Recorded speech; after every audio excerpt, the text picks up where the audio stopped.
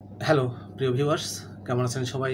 আজকে আমরা কথা বলবো বাংলাদেশের রায় ঘোষণার আগে রাজনৈতিক উত্তেজনা, ইতিহাস, বর্তমান বাস্তবতা ও ভবিষ্যৎ সংকেত নিয়ে বিস্তারিত আলোচনা করব। আশা করব আপনারা ভিডিওটি কন্টিনিউ করবেন, আর অবশ্যই আপনাদের মতামত কমেন্টে জানিয়ে দিবেন।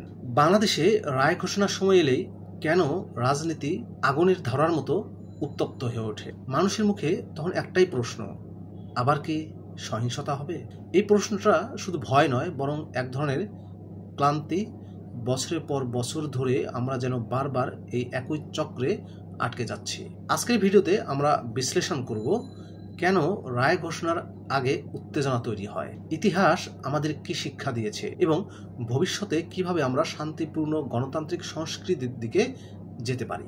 চলুন শুরু করি আমাদের আজকের বিশ্লেষণ। বাংলাদেশে রায় ঘোষণার আগে রাজনৈতিক উত্তেজনা, ইতিহাস, বাস্তবতা এবং ভবিষ্যৎ সংকেত। রাজনৈতিক উত্তেজনার শিকড় ইতিহাসের আয়নায়। বাংলাদেশের রাজনীতি এক কথায় সংগ্রামের রাজনীতি। স্বাধীনতার পর থেকেই আন্দোলন, প্রতিরোধ আর ক্ষমতার পালাবদলের মধ্যেই এই রাষ্ট্রের রাজনৈতিক সংস্কৃতি গড়ে উঠেছে। 1990 সালের স্বৈরাচার বিরোধী আন্দোলন থেকে শুরু করে 2013 সালের যুদ্ধাপরাধীর রায় ঘোষণাকে কেন্দ্র করে সংঘর্ষ আর 2018 সালের নির্বাচনী সহিংসতা, প্রতিটি ঘটনার মধ্যে একটি বিষয় সাধারণভাবে কাজ করে: ক্ষমতার প্রতিযোগিতা সহনশীলতার জায়গাটি দখল করে নিচ্ছে। রাজনীতিবিদদের মধ্যে পারস্পরিক অবিশ্বাস এতটাই গভীর যে বিরোধিতা এখন আর কোনো নীতি নয়, ব্যক্তির উপর নির্ভর হয়ে গেছে। এমন অবস্থায় আদালতের কোনো রায় বা বড় রাজনৈতিক সিদ্ধান্ত অবশ্যই উত্তেজনার কারণ হয়ে ওঠে, কারণ মানুষ আশঙ্কা করে যে এটা কার পক্ষে গেল, কার বিপক্ষে গেল। এভাবে ন্যায় বিচার, রাজনীতি আর ক্ষমতার লড়াই একসাথে মিশে গিয়ে তৈরি করে এক অস্থিতিশীল পরিবেশ। রায় ঘোষণার আগে কেন উত্তেজনা হয়, চলুন একটু জেনে আসি। যখন বড় কোনো রাজনৈতিক রায় আসছে, তখনই আসলে কেবল আদালতের দেয়াল নয়, পুরো জাতি যেন একটা মানসিক টানপূরণের মধ্যে থাকে। একদল মানুষ আশা করে যে ন্যায় বিচার হবে, আরেক দল ভয় করে এই রায় রাজনীতির হাতিয়ার হবে না তো। এই দ্বিধায় জন্ম দেয় ভয়, উত্তেজনা আর গুজবের। এবং এখানে সবচেয়ে বিপজ্জনক ভূমিকা পালন করে সোশ্যাল মিডিয়া। একটি অজানা পোস্ট, ভুয়া ছবি বা সম্পাদিত ভিডিও মুহূর্তেই ছড়িয়ে পড়ে লাখো মানুষের মধ্যে। ফলাফল সত্য মিথ্যা মিশে ভয়ঙ্কর বিভ্রান্তি। তবে মূল প্রশ্নটা এখানেই, আমরা কি সত্য যাচাই করি নাকি আবেগে প্রতিক্রিয়া দেখাই? রায় ঘোষণার আগে উত্তেজনা যতটা না আদালতের ভেতরে, তার চেয়ে বেশি তৈরি হয় মানুষের মনে। 3 নম্বর বিষয়, সহিংসতার সামাজিক ও অর্থনৈতিক ক্ষয়।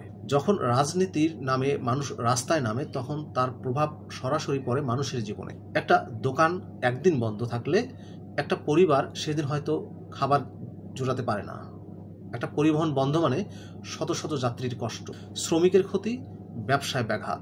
অর্থনীতিবিদদের হিসাব বলছে প্রতিটি সহিংস রাজনৈতিক সপ্তাহে বাংলাদেশের জিডিপির ক্ষতি হয় 0.1 থেকে 0.2% পর্যন্ত। এক মাসের সংঘর্ষ মানে কয়েক হাজার কোটি টাকার ক্ষতি। কিন্তু অর্থের বাইরেও আরও বড় ক্ষতি হয় মানসিকভাবে। মানুষের মধ্যে তৈরি হয় ভয়, উদ্বেগ, অনিশ্চয়তা, হতাশা।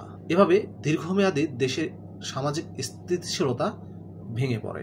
গণতন্ত্রের মূল সৌন্দর্য হচ্ছে ভিন্ন মতের সহাবস্থান, কিন্তু যখন আমরা অন্য মত শুনতে চাই না, তখন গণতন্ত্র হারায় তার প্রাণশক্তি। বাংলাদেশের রাজনীতিতে এখন সবচেয়ে বড় সংকট হচ্ছে অসহিষ্ণুতা এবং অবিশ্বাস।